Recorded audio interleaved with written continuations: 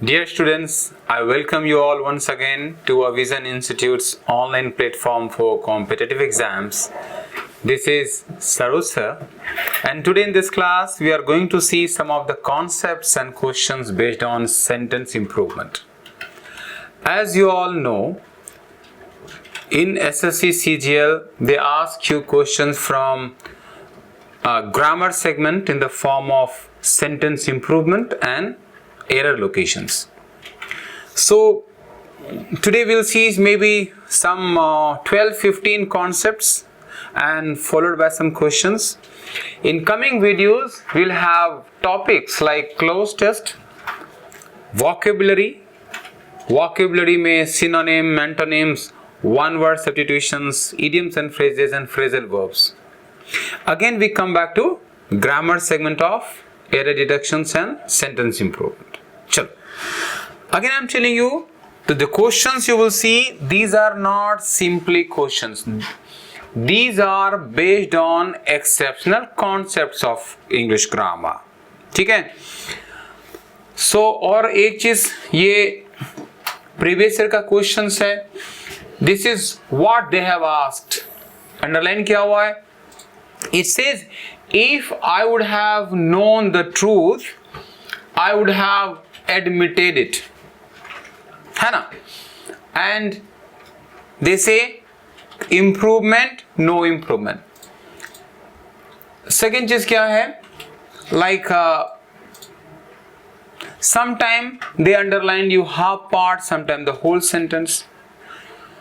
I give you hint. चलो ये जो underlined है ये half of the sentence है, यहाँ तक है, ठीक है? That's all done.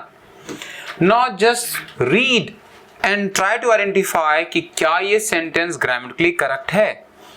पढ़ के तो कुछ भी बुरा नहीं लग रहा है ना. Now remember one thing. तो जो एग्जाम में स्टेटमेंट पढ़ के एरर लोकेट करेगा, इंप्रूव करेगा, वो स्ट्रगल करेगा. आपको कुछ हिंट्स देखना है. यहां पे आपको दिख रहा है if.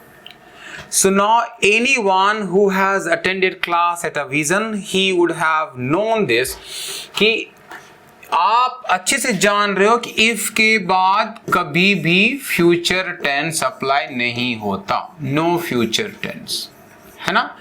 तो ये जानने के बाद as soon as आपको if के बाद would दिखा तो इसका मतलब ये पार्ट इनकरेक्ट है, नहीं हो सकता. ठीक है? नहीं हो सकता. तो क्या हो सकता है फिर? हाँ, यहां पे would have plus V3 देखा ना, would have admitted. अगर मेन क्लास में would have है ना, तो कंडीशन सेंटेंस में कंपल्सरली पास्ट परफेक्ट यानी कि had plus V3 रहेगा. क्या बोला मैंने? had plus V3 past perfect. अब देखो कौन से ऑप्शन में had plus V3 दिख रहा है. फर्स्ट ऑप्शन में had plus V3 है, यहां पे टिक मार दो. तो करेक्ट स्टेटमेंट बन रहा है if I had known the truth, I would have क्या है? admitted it. चलो ये आपका कंडीशनल का है, थोड़ा सा मैं देख लूं. तो if के बाद क्या करोगे? had plus V3 में टिक मारोगे तो आंसर सही हो जाए. चलो good. You will find lots of questions based on concepts of conditional sentences. आगे बढ़ो. देखो दूसरा क्वेश्चन क्या था. It says members usually meet in one another's homes. One another's homes. और नीचे ऑप्शन में दिया हुआ है another's home, each other's home, every other's home, something like this. Now ये बताओ, ये तो each another है ना. अगर ये each another नहीं each other रहता, each other, तो क्या करता फिर? each other. याद रखो each other अप्लाई होता है for between two. one another होता है between two among many. तो बहुत सारे के बीच में जब किसी दो में रिलेशनशिप है तो वो one another है और ये each other है. तो यहां पे I believe one another, nothing wrong. आप इसमें कुछ भी इंप्रूव करने की जरूरत नहीं है. compared to each other, one another seems better, grammatically appropriate. एक और क्वेश्चन देखो जल्दी से क्या है. It says, this palace has been belonging to our family since generations. ठीक, मैं बता दूं, यहां पे अंडरलाइंड पार्ट है ये. It mean this part has to be improved upon. This part has to be improved. लेकिन मैं बता दूं, इन सेंटेंस करेक्शन जो पार्ट अंडरलाइन नहीं है उस पार्ट में भी एरर रहता है ना. यह आपको हालांकि यहां पे रिक्वायर्ड नहीं है. आप इसको देख लो थोड़ा पहले ना. कोई कीवर्ड है यहां पे, कीवर्ड है सिंस. क्या? Since. And you know this from your childhood कि सिंस के साथ प्रेजेंट परफेक्ट कंटिन्यूअस या has a been plus V1 ing structure सही होता है. तो यहां पे हिंस में सिंस है और स्ट्रक्चर में क्या है? Has a been plus V1 ing. तो ये सेंटेंस तो ग्रामेटिकली करेक्ट लग रहा है ना. अब एक जल्दी से हिडन रूल देख लो. ये कह रहा है स्टेटिव वर्ब्स. स्टेटिव वर्ब्स का मतलब है no continuous tense. Stative verb will not exist in continuous tense. How will you identify stative verbs? Stative verb कहते हैं no physical, non-physical activities का verb. फिर से सुनो. Stative verb वो verb है जहां पे आप कुछ भी physical activities में involve नहीं होते हो. For example, like, believe, want, respect, desire, है ना. एब्स्ट्रैक्ट नाउन जो भी है. ठीक हो गया. सिमिलरली ये belong जो है, belong is considered a stative verb, sense verb, non-physical activities verb. ये कभी भी has belonging के फॉर्म में एग्जिस्ट नहीं कर सकता. तो क्या करना है? तो चूंकि ये सिंस है तो यहां पे यू कैन से प्रेजेंट परफेक्ट. प्रेजेंट परफेक्ट का मतलब हैज है प्लस V3. फिर से सुनो. अगर सेंटेंस में कीवर्ड सिंस या फॉर है तो वहां पे only two tenses are possible. एक प्रेजेंट परफेक्ट कंटिन्यूअस, दूसरा present perfect. Present perfect continuous irrelevant हो गया तो टिक कहां करोगे? प्रेजेंट परफेक्ट यानी कि ऑप्शन बी में. This palace has belonged to our family. ठीक हो गया. मूव ऑन, आगे बढ़ जाओ. यह है Einstein was one of the wisest man that ever lived. यहां पे कीवर्ड है वन ऑफ. आपने कई बार किया होगा. तो वन ऑफ सुन के आपके दिमाग में क्या आएगा? वन ऑफ के बाद आता है plural noun. One of must be followed by plural noun लेकिन सिंगुलर वर्ब. क्या कहा मैंने? प्लूरल नाउन लेकिन सिंगुलर वर्ब. तो यहां पे वन ऑफ के बाद वाइजेस्ट मैन. ये देख रहे हो मैन क्या है? प्लूरल फॉर्म में है. तो नाउन इज प्लूरल. अच्छा, वर्ब चूंकि पास्ट में है, पास्ट में डजंट मैटर, सिंगुलर प्लूरल सारा वर्ब का सेकंड फॉर्म होगा. तो वर्ब यहां पे वर्ब भी जस्टिफाइड है, नाउन भी जस्टिफाइड है. एडजेक्टिव हुआ है wisest. Wisest is a superlative adjective. और यू नो द रूल कि superlative adjective must be followed bye article the, that is definite article. यहां पे क्या है? The wisest. तो ये सेंटेंस क्या है? ग्रामेटिकली करेक्ट है, कुछ भी इंप्रूव नहीं करना है ना. आगे बढ़ जाओ. देखो नेक्स्ट क्वेश्चन क्या आया था. If I have had money I would have. यहां पर सुन लो, फिर से would have है, would have plus V3, तो you know this structure, मैं फिर से लिख दूं कि would have plus V3 possible है only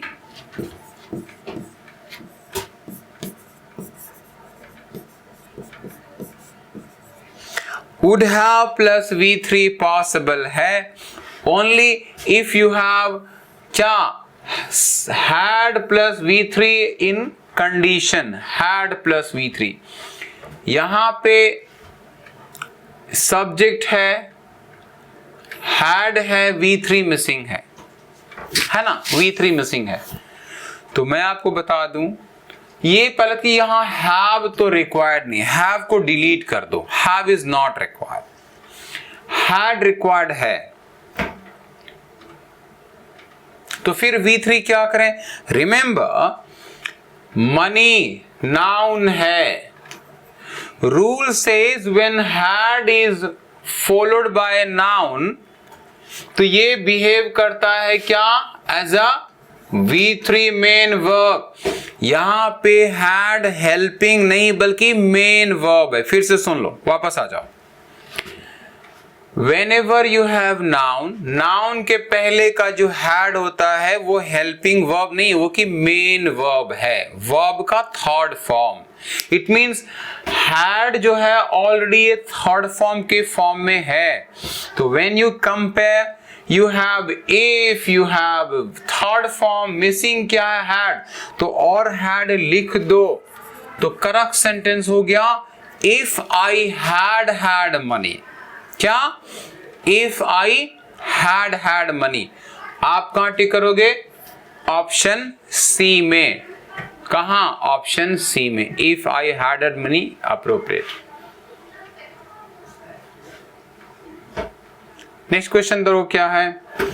She was completely nonplussed by the erratic behavior of her father। nonplussed का मतलब shocked होता है, shocked, can't react, can't believe, astonished, समझ रहे हो? उस तरह का at a loss, at sea, ये सब इसका सिमिलर सिनेरियोज है।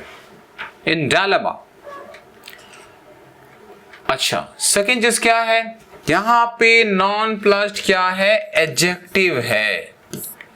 Nonplussed is an adjective.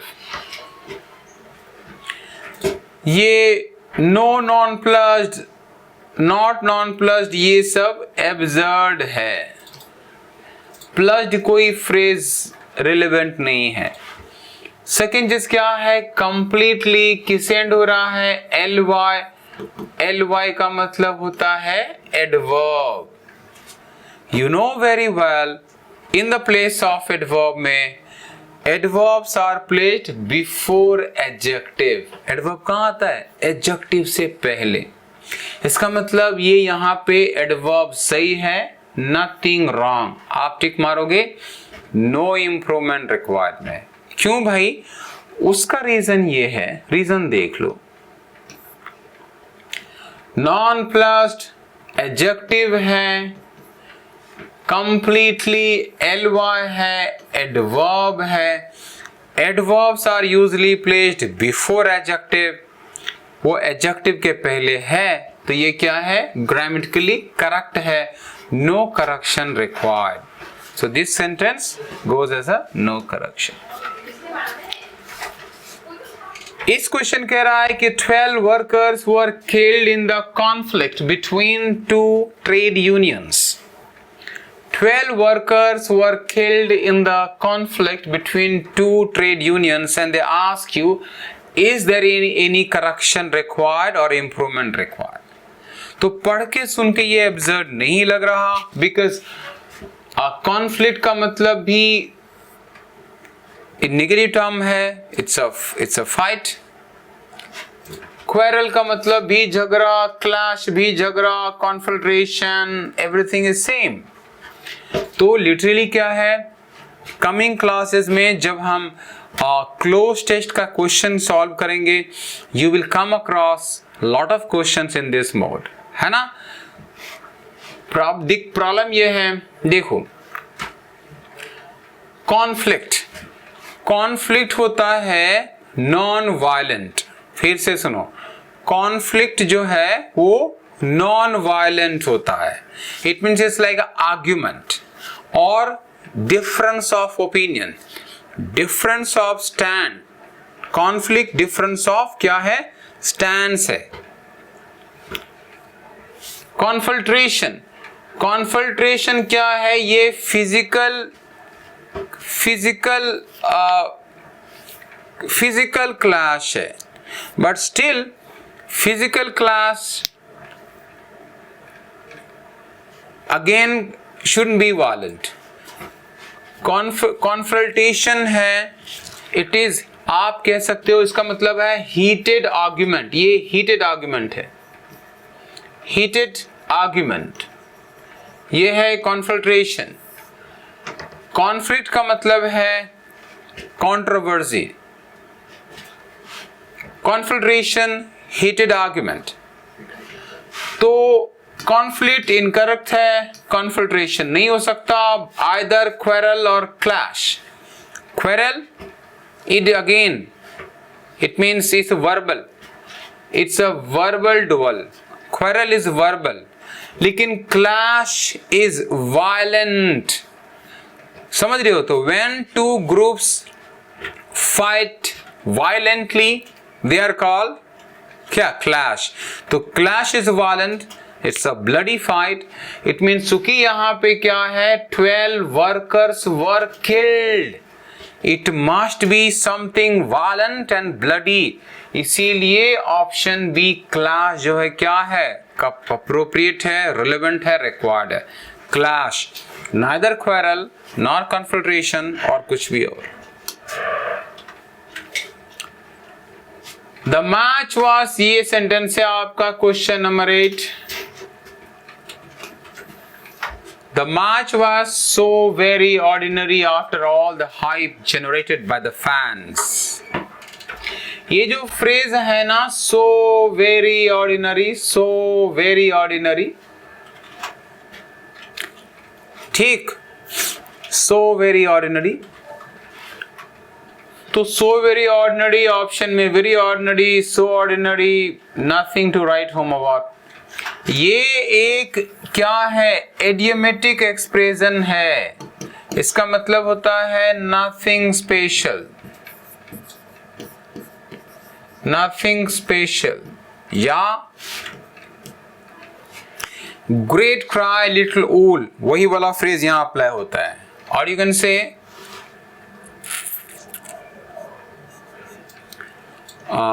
Below average.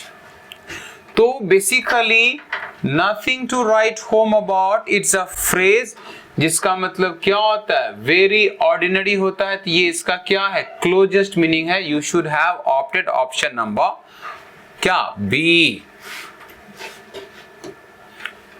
Question number 9 देखो, no one was there on the platform after the train had left. तो ये सुन के कुछ भी गलत नहीं लग रहा है, मेरी बात सुनो। दो चीजें, एक है no one, no one, no one का मतलब होता है not even one. For example, when I went to station और प्लेटफॉर्म से at midnight, I didn't find anyone on the platform. So I will say no one was at the platform. No one was at the platform. Because I couldn't find anyone on the platform at midnight. No one was at platform. ठीक हो गया? But if I had expected lots of people and no one out of those lots of people was present, तब वो क्या हो गया, none हो गया। फिर से सुनो, none का मतलब no one out of many, no one out of many. It means many people were there, many people were expected there, and no one is left. यहां पे देखो स्टेशन में क्या कह रहा है, स्टेशन सॉरी प्लेटफॉर्म पे एग्जांपल में, no one was there on the platform after the train had left. तो before train had left there might be hundreds of people and travellers and passengers, but after train left no one out of many left। तो यहां पे rather than say no one, ये none is a more appropriate term to demonstrate the structure given in the sentence। समझ में आ गया? चूंकि none of the many, none of a lot का concept आ रहा है, तो यहां पे none relevant है, मीनिंगफुल है। आगे देखते हैं। ये कह रहा I was first to reach the college today। मैं आपको बता दूं there is a concept called ordinals। ordinals, जो भी ordinals है ना, ordinals का मतलब order, क्या? First, second, third, last, next, ये सब है ऑर्डिनल्स, ऑर्डिनल एडजेक्टिव। सारे ऑर्डिनल में there must be definite article the. फिर से सुनो, कोई भी ऑर्डिनल एडजेक्टिव हो, ordinal adjectives must be preceded by definite article the. तो करेक्ट सेंटेंस होना था I was the first। यहां भी फर्स्ट है, तो फर्स्ट के पहले क्या एक्सपेक्टेड था? I was the first to reach the college today। I was the first to reach the college today। तो कहां टिक मारना था? ऑप्शन नंबर 1 सही हो जाता। आगे बढ़ जाएं। It says life offers myriad choices, isn't it? myriad का मतलब बहुत सारा होता है, plenty आता है। ये आपका क्वेश्चन है किस इसका? It is called part of question tag. ये क्वेश्चन टैग का statement, question tag. Question tag का रूल है पहला अपोजिट स्टेटमेंट। क्या? अपोजिट। अपोजिट का मतलब if statement is assertive, question tag must be in negative, and vice versa. If question is in negative, question tag has to be in assertive. पहला। Second, tense should not change. यहां पे क्या है? Life offers, ये है simple present, simple present. Now see, इस part में is there any helping verb?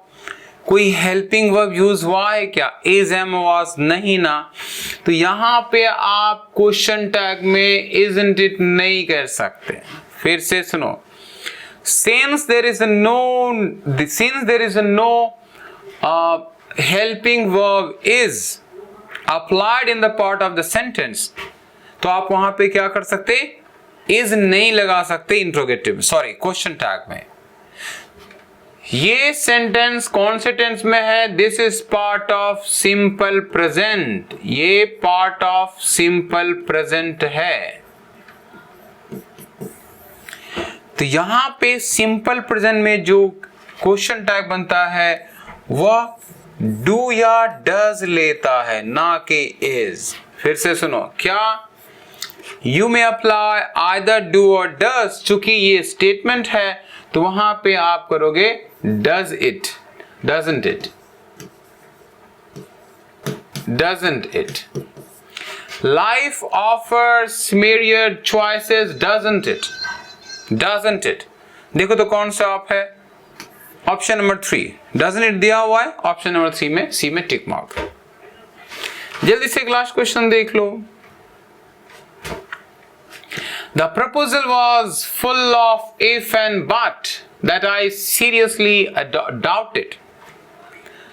ये फ्रेज है if and but,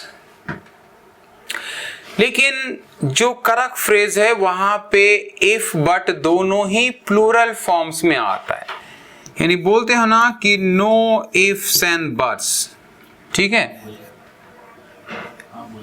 no ifs and buts. No ifs and buts is correct phrase.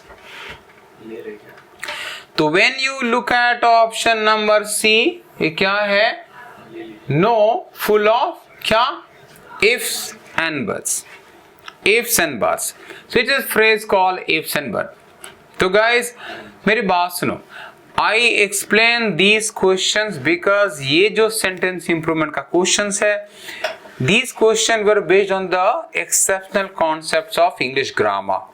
Coming week में हम और भी बहुत सारा क्वेश्चन लेके आएंगे जो प्रीवियस ईयर के एग्जाम में आया हुआ है कॉन्सेप्ट के साथ, and we will also conduct videos and shoot videos for cloze test, vocabulary part and phrasal verbs, even question tag or anything of your choice.